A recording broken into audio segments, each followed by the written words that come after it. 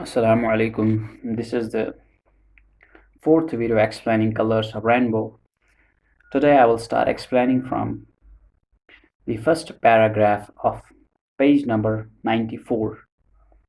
I returned late at night. So author had left home since he had an argument with his wife. I took my morning meal out and spent the afternoon in a cinema hall. So the author had had his breakfast outside and he had spent his afternoon hours in a cinema hall watching movie. In the evening I went around with friends and he had spent his evening hours walking around with his friends. By now my anger had subsided. The author was calm now. He was not angry anymore. If you ask me, actually I was feeling homesick. And the author says I was somehow feeling homesick. I was somehow missing home. When I returned, the kids had gone to sleep. And as he returned, late night, this means several hours after dusk had fallen. So when he returned, kids were asleep. Kids were sleeping. My wife was sitting all by herself, and my wife was actually also somehow missing me. She was, she was in a state of regret. As soon as she saw me, she went to the kitchen and brought me food in a thali. And as she saw him coming, his husband coming, she went to the kitchen and brought food for his husband. My anger had gone, but looking at her face, I felt that her anger had also disappeared. Arthur was not angry anymore, and he actually concluded by looking at his wife's face that his wife is also not angry anymore. Her anger has also subsided. The author, concluded this. He, anticipated this. He could see it because it was apparent from his wife's face, leaving behind only sadness and regret. And they were both in a state of regret now. They were sorry. They were feeling sad about the quarrel they had had in the morning.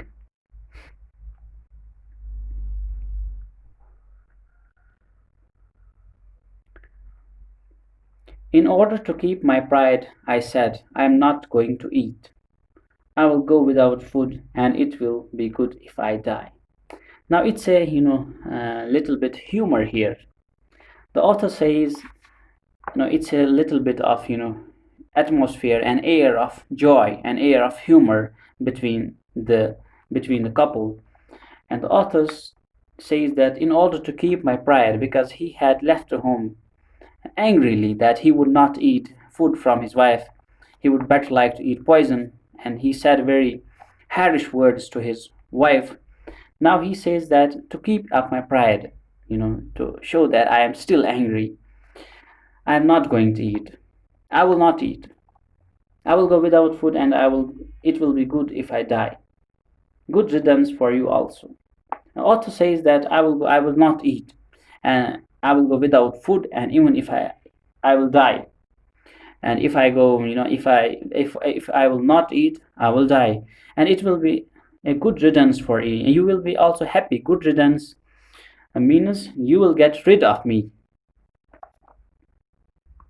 It was apparent that I had not gone without food, and it was clear that I had not gone without food, that he had a food, and he also says that I had food in the morning, and he had had his food, that I had had my fill. He was full actually, he had ate to his fullest. On the other hand, she had not eaten since morning. On the other hand, on the other side of the equation was her wife, and she had not eaten anything since morning. And the author had had his full. This means he had eaten enough.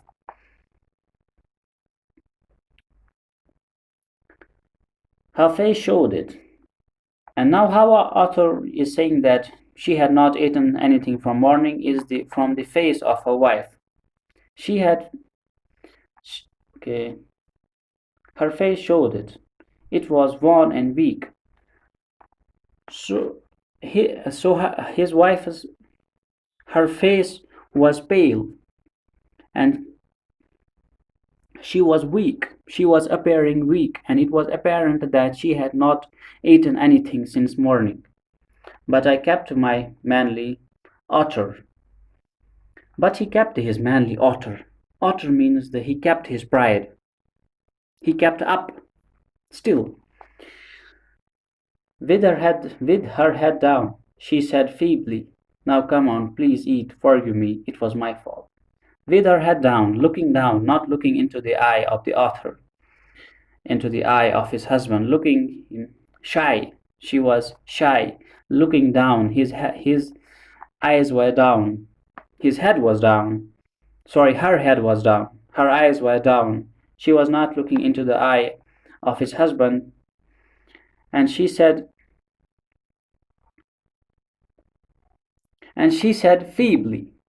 Feebly means with a moist voice, weakly, with a weak, with a soft voice.